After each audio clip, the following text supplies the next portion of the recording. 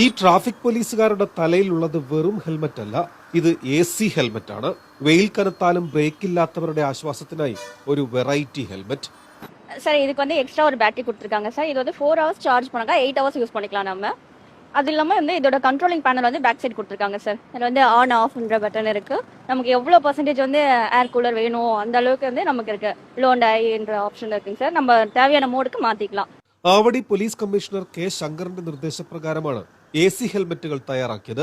പരീക്ഷണാടിസ്ഥാനത്തിൽ ആദ്യഘട്ടത്തിൽ 50 എണ്ണം ലഭ്യമാക്കി. இப்போ சம்மர் டைம்ன்றதால வந்து இப்போ 37, 38 டிகிரியில் இப்போ வந்து வெயில் அடிக்கிறதால வந்து இப்போ வந்து இந்த AC ஹெல்மெட் வந்து இப்போ இஷ்யூ பண்ணியிருக்காங்க சார். இப்போது வெயில் டைமில் இது நமக்கு இஷ்யூ பண்ணதால் இப்போ இது எங்களுக்கு போலீஸுக்கு ரொம்ப யூஸ்ஃபுல்லாக இருக்குது சார். 37 ഡിഗ്രിയും കടന്ന് ചുട്ടുപൊള്ളുകയാണ് തമിഴ്നാട്.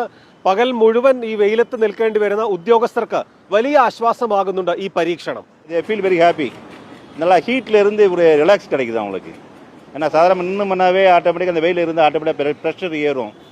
ரெண்டாவது இரிட்டேஷன் வந்துடும், கோபம் எரிச்சல் வரும் அந்த வெயில் ஹீட்னால. இப்போ அது போட பிறகு பார்த்தீங்கன்னா அந்த டெம்பரேச்சர் ஹீட் இல்லாதனால அவங்க கூலாக இருக்கிறாங்க இப்போ. ஸோ அவங்க டியூட்டி பர்ஃபார்மன்ஸும் நல்லா இருக்குது அதனால இது. ஸோ பப்ளிக்கிட்ட பேசும்போது பார்த்தி கூட அந்த ஹாப்பினஸ் வெளியே வருது அவங்களுக்கு. പോലീസുകാരുടെ പ്രതികരണവും ശാസ്ത്രീയ വശങ്ങളും കണക്കിലെടുത്ത് പരീക്ഷണം വിജയമെന്ന് കണ്ടാൽ കൂടുതൽ സ്ഥലങ്ങളിലേക്ക് AC ഹെൽമറ്റ് എത്തിക്കാനാണ് നിലവിലെ തീരുമാനം.